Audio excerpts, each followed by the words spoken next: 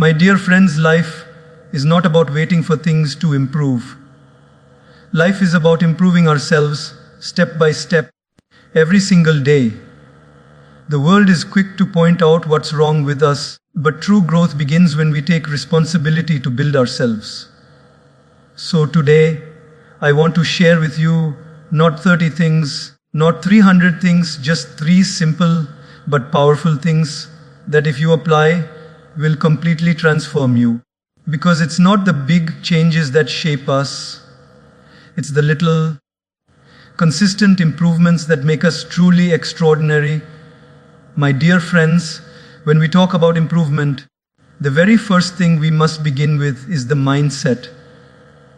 Because no matter how talented you are, no matter how many resources you have, if your mindset is negative, nothing will ever feel enough. On the other hand, even if you have very little, but your mindset is positive, you will find ways to create joy, opportunities, and progress. Think about this: 2 people go through the same difficulty. One person says, "Why me? Life is so unfair. Why does this always happen to me?" And the other person, facing the exact same situation, says, "What can I learn from this? How can this make me stronger?" The difference is not in the situation. The difference is in the mindset. Our mind is like a lens. If the lens is dirty, everything you see will look blurred and ugly. But if the lens is clean, the same world suddenly looks bright and beautiful. Life has always been the same. It is our perception that makes it painful or peaceful. Many people believe that success comes from skills, from luck, or from wealth. But the truth is, success begins first in the mind. If you think you cannot, then you have already lost before you've even tried. But if you believe that you can, you will find the energy, the ideas, and the people to help you move forward. Let me share with you something simple. A seed, when planted, does not grow into a tree overnight. It takes time, nurturing sunlight, and patience. But if the seed itself believes, "I will never grow, I am too small, I am too weak," imagine how absurd that sounds.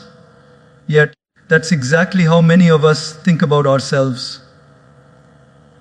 I'm not good enough, I'm not smart enough, I'm not capable enough. The truth is, all of us have the potential to grow into strong trees, to give shade, to give fruits, to give beauty to the world. But it begins with the belief that we can. When your mindset shifts from problem focus to possibility focused, life changes dramatically.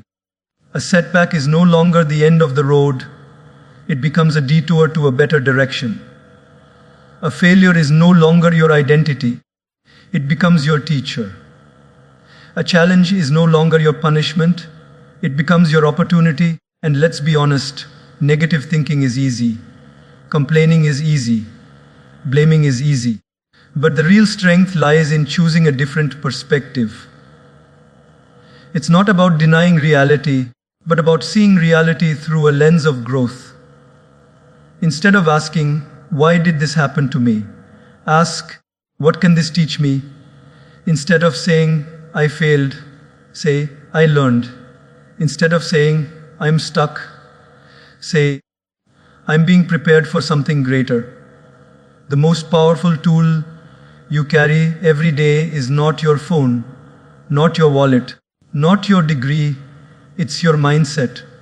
Guard it, train it, elevate it. Because if you improve your mindset, you improve your life. My dear friends, the second thing that truly improves us is our habits. Because life is not built in one grand moment of success, it is built in the small things we do repeatedly, day after day. We often admire people who have achieved greatness, but if you look closely, you will see that it wasn't one giant step that made them extraordinary. It was thousands of small, consistent steps. Think about it. A drop of water falling on a rock every day seems powerless, but over time it carves a hole in the stone. That's the power of habits. They may feel small, even insignificant in the moment, but when repeated with consistency, they shape our destiny. On the other hand, even small negative habits, when repeated, can destroy the best of talents and opportunities. If you sleep late every night, scroll endlessly on your phone, neglect your health, or surround yourself with negative people, none of these things will ruin you in one day. But over weeks, months, and years, they quietly eat away at your potential. In the same way, if you wake up a little earlier, read even one page of a good book, exercise just for 15 minutes, or show a little gratitude before sleeping, none of these things may transform you in one day. But over time, they turn you into someone powerful, peaceful, and purposeful. Habits are like the steering wheel of your life. They quietly decide where you will end up. Success is never an accident. It is the result of disciplined habits. And failure is also rarely sudden. It is often the result of neglected habits. What you do daily is far more important than what you do occasionally. Let me give you an example. Imagine brushing your teeth. If you skip brushing for one day, nothing much happens. If you skip it for 1 week, maybe still nothing noticeable. But skip it for 1 year, and the damage will be severe.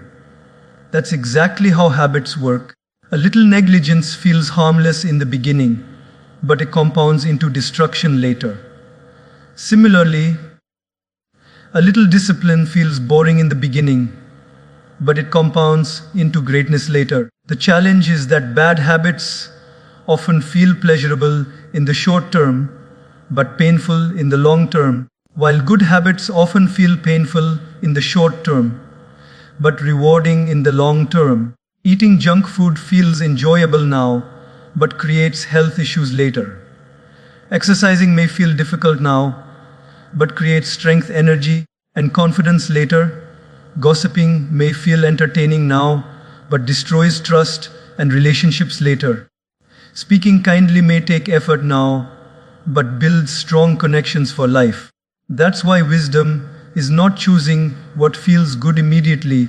Wisdom is choosing what is good eventually. And habits are the daily training ground for this wisdom. If you want to improve your life, don't try to change everything at once. Just start with one habit. One small, meaningful habit practiced daily is far more powerful than making 10 resolutions you cannot keep. Replace one negative habit with one positive one. Maybe instead of checking your phone the first thing in the morning, take 2 minutes to sit silently and breathe. Instead of complaining about your day before sleeping, write down one thing you are grateful for. Instead of spending an hour comparing your life to others on social media, spend 10 minutes working on yourself. Remember this: your habits are your future in disguise. If you want to know where you'll be 5 years from now, just look at the habits you're practicing today. They are like seeds. Whatever you plant daily, you will surely harvest eventually.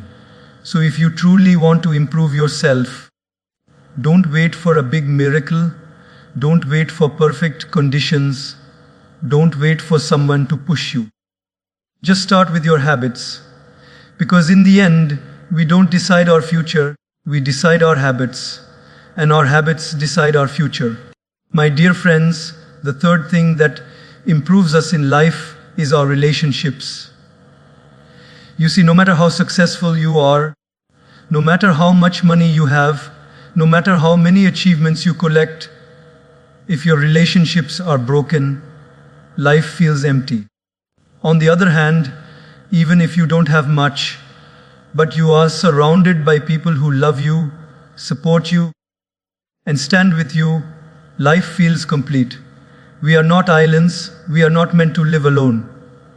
Human beings are wired for connection.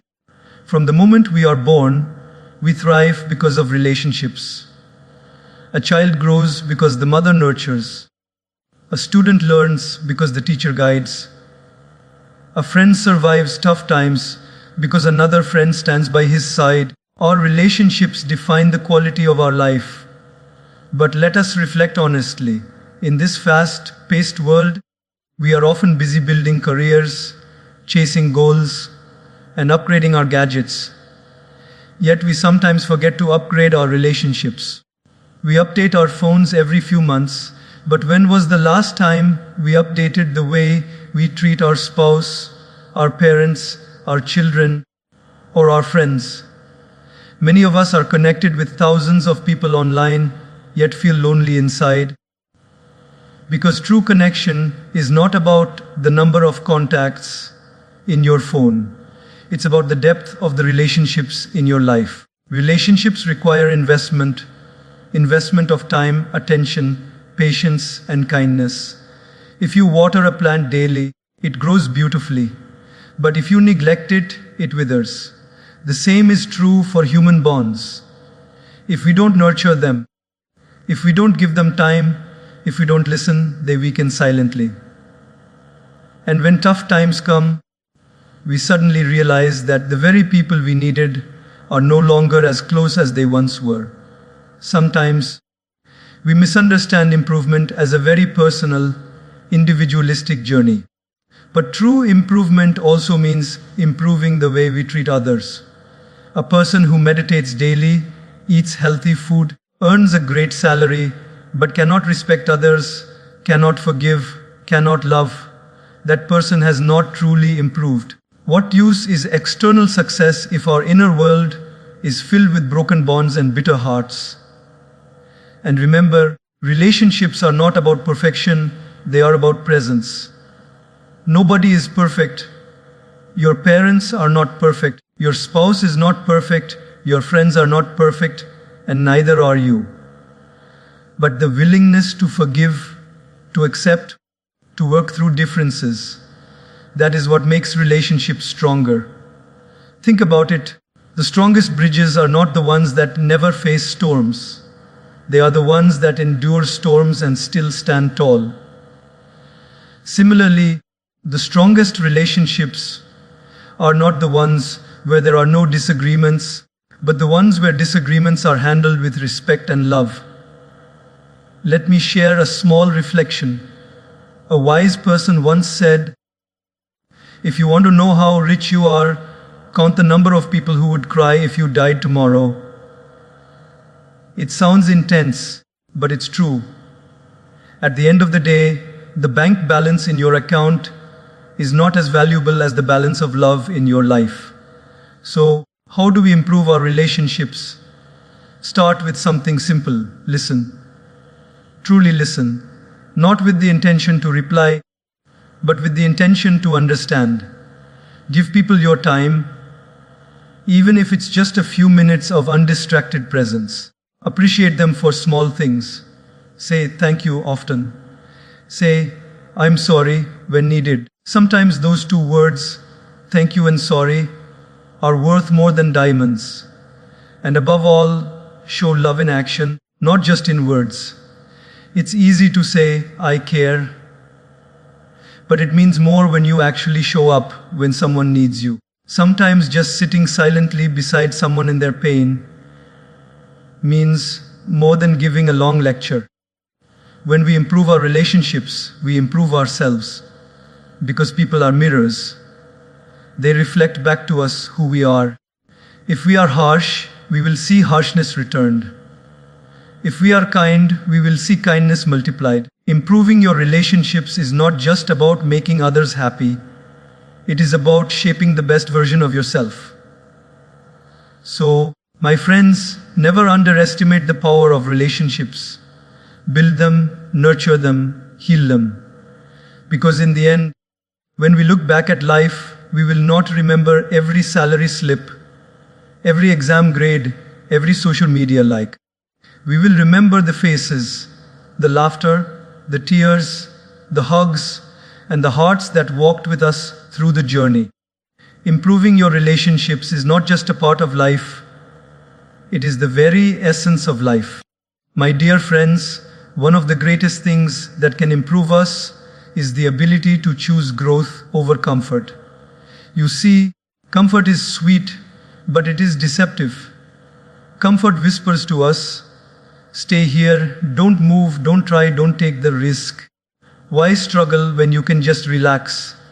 And the truth is, in the moment, comfort feels good. A soft couch, endless scrolling, eating whatever we want, avoiding difficult conversations. It feels safe. But over time, comfort silently kills our potential. Growth, on the other hand, does not always feel good immediately. Growth requires effort, discipline, sacrifice, and sometimes even pain.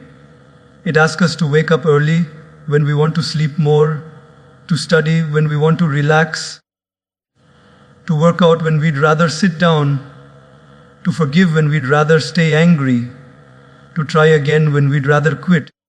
Growth feels uncomfortable in the present, but it rewards us richly in the future. Let's think of a simple example. If you plant a seed in a pot and never allow it to face the sun, the rain, the wind, it may remain safe in the soil, but it will never grow into a tree. The very struggles that seem harsh, the sunlight, the storm, the pressure of the soil, are what make the seed strong enough to push upward. Without them, growth is impossible. And so it is with us. The struggles that we try to avoid are often the very conditions we need in order to grow. Many people remain stuck not because they lack talent, not because they lack opportunity, but because they have chosen comfort over growth. They stay in jobs they don't like, in routines that don't inspire them, in friendships that don't help them, just because it feels comfortable. And slowly, without realizing, their dreams start shrinking, their energy starts fading, and their life becomes smaller and smaller. But when we choose growth, we choose expansion. We choose to stretch ourselves beyond what we already know. We choose to step into the unknown with courage. Growth doesn't mean everything will be easy. It means we become stronger to handle what is not easy. Comfort keeps us the same, growth transforms us. Think about your muscles. If you never lift any weight, your muscles stay weak. The moment you put them under tension, they hurt, they burn, but they grow. In life, challenges are those weights. They may feel heavy now, but they are the very things that make your character, your wisdom, and your resilience stronger. There's a simple but powerful truth.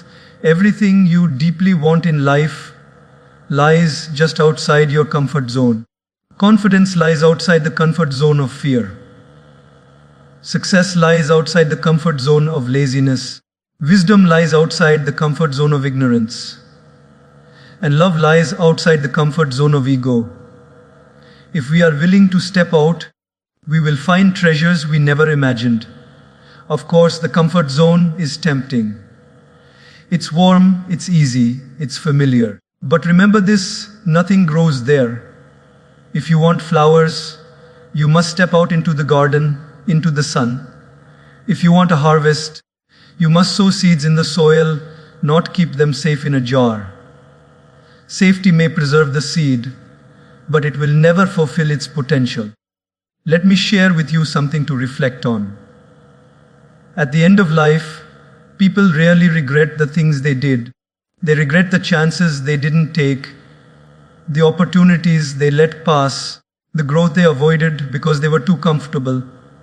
They regret saying, I wish I had tried, instead of saying, I tried and I learned. Choosing growth is not about running away from comfort forever. It is about not letting comfort control you. It's about knowing when to rest, but also when to rise, when to take it easy, but also when to challenge yourself. Growth means balance, using comfort as a place to recharge, not a place to live forever. So my friends, if you want to improve your life, ask yourself this question every day. Am I choosing comfort or am I choosing growth? If you find yourself always taking the easy road, pause. Step out. Challenge yourself a little. Start small, but start. Because a life of growth may be harder, but it is always more meaningful. And at the end, meaning is what makes life beautiful. My dear friends, one of the most powerful qualities that can truly improve us is the ability to respond, not react. It may sound like a small difference in words, but it makes a huge difference in life. Reactions are immediate, emotional, often impulsive. Responses are thoughtful, mindful, and intentional. The way we handle our emotions in critical moments decides the quality of our relationships, the success of our career, and the peace of our mind. Let me give you a simple example. Imagine someone insults you. A reaction would be to immediately shout back, to throw anger at anger, to let the fire burn hotter. But what happens? You may feel satisfied for a moment, but later you regret your words, you damage the relationship, and you carry guilt or shame. On the other hand, if you pause, breathe, and choose a response, you might remain calm, speak respectfully, or even walk away with dignity. In that moment, you didn't lose your peace, and you didn't lose your respect. That is the power of response over reaction. Our mind is like a glass of water. If it is still, you can see clearly through it. If it is shaken, everything becomes blurry. Reactions come when the mind is shaken. Responses come when the mind is still. The more we train ourselves to stay calm in the face of provocation, the clearer our decisions become. Let's be honest, life will always give us triggers. People will say things we don't like. Circumstances will not always go our way. Sometimes traffic will irritate us. Sometimes colleagues will frustrate us. Sometimes family members will hurt us. These things are not in our control.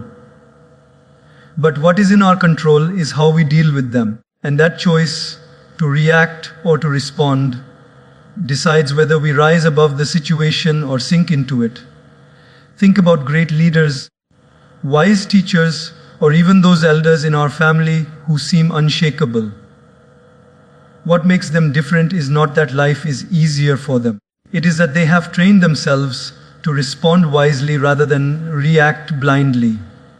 A reaction creates chaos, a response creates clarity. A reaction closes doors, a response opens solutions. You see, reacting is the default of the ego. It wants to prove itself right, it wants to dominate, it wants to win every battle. But responding is the practice of wisdom. It doesn't ask, how can I win this argument? It asks, what will create peace? What will bring the best outcome? What will keep my dignity? Responding is not weakness, it is the highest form of strength. One of the greatest tools for learning to respond is the pause. Between a trigger and your action, there is always a small gap. If you learn to pause in that gap, even for just a few seconds, you gain power. In that pause, you can breathe, you can reflect, you can ask yourself, is what I'm about to say or do going to help or harm? Will I regret this later? And with that awareness, you can shift from a reaction to a response. Let me illustrate with a story. Once a monk was insulted by a man on the street. The man shouted, cursed, and said the harshest things. But the monk stood silently with a gentle smile. After some time, the man asked, why aren't you reacting? Don't you feel insulted?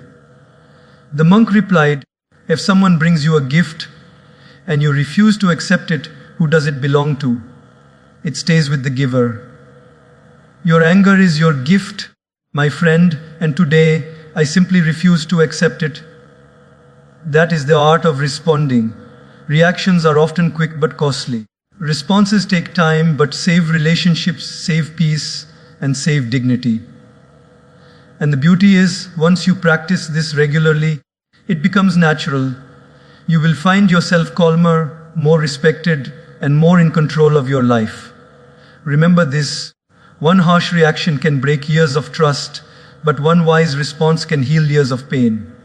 So, the next time you are triggered, pause, breathe, choose your response. Because life is not about controlling what happens to you. It is about controlling how you respond to what happens. My dear friends, if there is one quality that can keep us improving throughout our lives, it is the willingness to be a student always. You see, the moment we think, I know everything, I don't need to learn anymore, that is the exact moment our growth stops. Life is the greatest university, and every day is a classroom. The people around us, the challenges we face, even the mistakes we make, they are all teachers. The question is, are we willing to remain students? Think about it. A glass that is already full cannot take in more water. In the same way, a mind that is full of arrogance cannot absorb new wisdom. But a mind that stays humble, that stays curious, that stays open, it keeps receiving, it keeps learning, and therefore it keeps improving. Some people believe that learning ends with school or college. But the truth is, the real education begins after graduation. Textbooks may close, but life continues to test us every day. And unlike school, life doesn't give us the lessons first and the exam later. Life gives us the exam first and then the lesson afterward. If we don't remain students, we miss the meaning of those lessons. Even the most successful people on the planet, leaders, entrepreneurs, spiritual teachers, are students at heart. They read, they listen, they observe, they ask questions. That's why they continue to grow. On the other hand, many ordinary people stop learning the moment they achieve a little success. They become proud, rigid, and resistant to new ideas. And slowly, life passes them by. Let me share something simple. A child asks questions without fear. Why is the sky blue? Why do birds fly? Why is the moon round? That curiosity makes the child learn faster than anyone else. But as we grow older, we stop asking questions because of our ego. We feel embarrassed to admit we don't know. But the truth is, wisdom doesn't come from pretending to know. It comes from the courage to say, I don't know, please teach me. In relationships too, remaining a student helps us improve. Instead of assuming we know everything about our spouse, our children, or our friends, we keep discovering them, learning about their needs, their emotions, their world. That curiosity makes the bond stronger. In our career, if we stay a student, we adapt to new skills, new technologies, new challenges. Those who refuse to learn become outdated. Those who keep learning remain valuable. Even spiritually, being a student always keeps us grounded. It reminds us that life is bigger than us, that there is always more to understand, that humility is the foundation of wisdom. A person who kneels to learn will always stand taller in life than someone who refuses to bow to knowledge. But let's be honest, remaining a student requires humility. It requires us to let go of pride. It requires us to listen even when we think we already know. Sometimes the lesson comes from unexpected places, from a child, from a stranger, from a failure, or even from our enemy. If we are willing to learn, everything around us becomes our teacher. And remember, this learning is not just about adding more information. It is about transformation. It's not about how many books you read, but how many lives those books help you improve, starting with your own. It's not about how many quotes you can repeat, but how much wisdom you can live. So my friends, never stop being a student. Stay curious, stay humble, stay open, because the day you stop learning is the day you stop growing, and the day you stop growing is the day you stop truly living. Improvement is not about reaching a destination. It is about being a student of life until your very last breath. My dear friends, if there is one principle that has the power to not only improve you, but also improve the world around you. It is the ability to serve others selflessly. In today's world, so much of our energy is focused on me, my career, my comfort, my money, my happiness, my success. And while it is natural to think of our needs, the truth is life becomes deeper, richer, and more meaningful when we begin to live not just for ourselves, but also for others. Think about it. Some of the happiest moments in your life were not when you bought something new for yourself, but when you gave something meaningful to someone else. That smile on your mother's face when you surprised her with a gift, that joy in your friend's eyes when you stood by them in a tough time, that relief in a stranger's heart when you helped them without expecting anything back.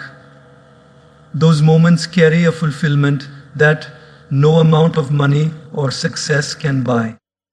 Because joy multiplies when it is shared. Serving others does not always mean grand acts like building hospitals or donating millions. It begins with small daily gestures.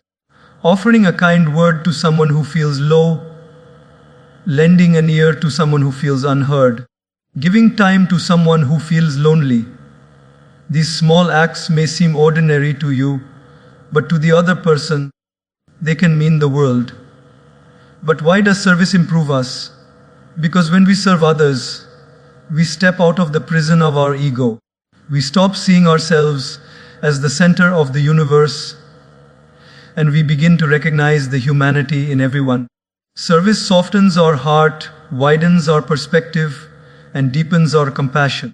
It reminds us that everyone is fighting battles we cannot see, and sometimes the smallest kindness we offer can become the biggest blessing in their life.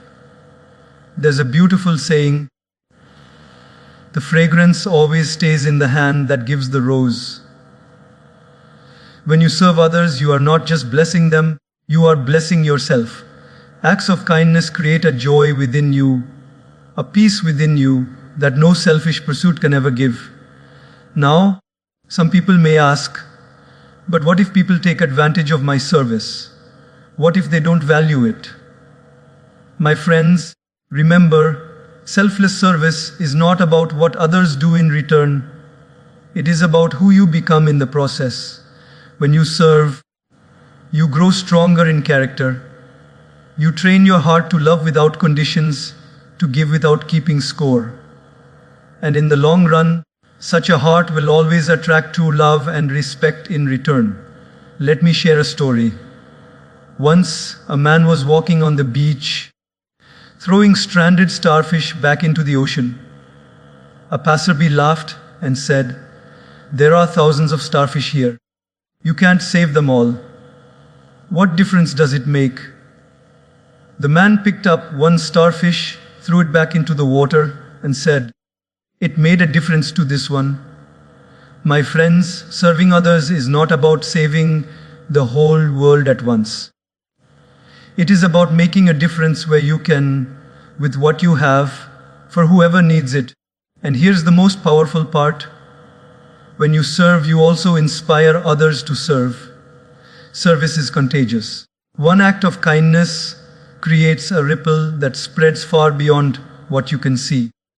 Maybe your small gesture today inspires someone else to help tomorrow, and that chain reaction can light up countless lives. Ultimately, selfless service improves us because it aligns us with a higher purpose. We realize that life is not just about surviving or accumulating, it is about contributing. And in those contributions, we find our true worth. At the end of life, people may not remember what car you drove or how many degrees you earned, but they will always remember how you made them feel, how you stood by them, how you lifted them when they were down. So, my dear friends, don't wait for a perfect moment or perfect resources to serve. Start where you are with what you have, because in giving you grow. In serving you rise. In helping others, you discover the best version of yourself. My dear friends, If there is one area of life that we often neglect, but which can improve us in the most powerful way, it is our health. You see, we live in a time where people are working day and night to earn money, to build careers, to achieve success, but in that process, many sacrifice the very foundation that allows them to enjoy life, their health. What use is all the wealth in the world if your body is too weak to enjoy it? What use is a beautiful home if you are spending more nights in the hospital than in your own bed? Our body is the only home we will live in for our entire life. We change houses, we change cars, we change clothes, but we cannot change this body. If we don't take care of it, where else will we live? Yet, ironically, many of us give more attention to maintaining our gadgets than our health. We charge our phones several times a day, but forget to recharge our body with rest. We spend money to insure our cars, but hesitate to spend on nutritious food. We polish our shoes, but we don't move our feet enough. Isn't it strange? Improving your health is not just about looking fit. It is about feeling alive. When your body is healthy, your mind is clearer, your mood is lighter, your productivity is higher. But when health is neglected, everything else begins to suffer. Even the smallest task feels like a mountain. Your relationships suffer because you're too tired to give attention. Your career suffers because you lack focus. Your spiritual life suffers because your body is restless. Truly, health is the foundation upon which all other improvements are built. And let me be clear, taking care of your health is not about extreme diets or punishing gym routines. It is about consistent, loving discipline. Eat simple, nourishing food. Move your body daily, even if it's just walking, stretching, or playing a sport. Prioritize sleep because your body is repairing itself while you rest. Stay hydrated because your cells are crying for water long before they are crying for food. And perhaps most importantly, take care of your mental health because the mind and body are deeply connected. A stressed mind creates a sick body, and a peaceful mind creates a healthy one. Now, many people say, I don't have time to take care of my health. But the truth is, if you don't make time for health today, you will be forced to make time for illness tomorrow. Prevention is always easier than cure. A little discipline now saves you from a lot of suffering later. Let me give you a reflection. Imagine two men. One spends an hour every morning on his health, exercising, eating right, meditating. The other says, I don't have time, and skips it for years. After 20 years, the first man is strong, energetic, active, able to enjoy his wealth, travel, spend time with family. The second man is weak, dependent on medicines, often frustrated, unable to enjoy even what he worked so hard for. Who do you think made the wiser choice? The difference was not luck, it was daily habits of health. And health is not only physical. Emotional health is equally important. How many people suffer not because of what they eat, but because of what they think? Anger, jealousy, grudges, anxiety, these are toxins too. They slowly eat away at your well-being. Just as you detox your body, you must detox your mind. Forgive others, let go of grudges, practice gratitude, spend time in silence, talk to people you trust. These simple practices create emotional strength, which in turn creates physical health. Another overlooked aspect of health is spiritual health. When we are disconnected from a higher purpose, stress and emptiness consume us. But when we nourish our soul with faith, with meditation, with service, our body and mind also thrive. A person who lives with purpose has more energy than a person who lives only for survival. And here's a final thought. My friends, don't wait for a health scare to start valuing your health. Don't wait for the doctor to tell you that you must change. Don't wait until you're lying in bed, wishing you had made better choices. Begin now. Begin small, but begin. Because your health is your responsibility, and the greatest gift you can give your loved ones is not money or success. It is your presence, your energy, your vitality. So, take care of your health. Eat to nourish, not just to fill. Move to energize, not just to look good. Rest to recharge, not just to escape. And above all, guard your mind from negativity, because a peaceful mind builds a powerful body. If you improve your health, you don't just add years to your life. You add life to your years.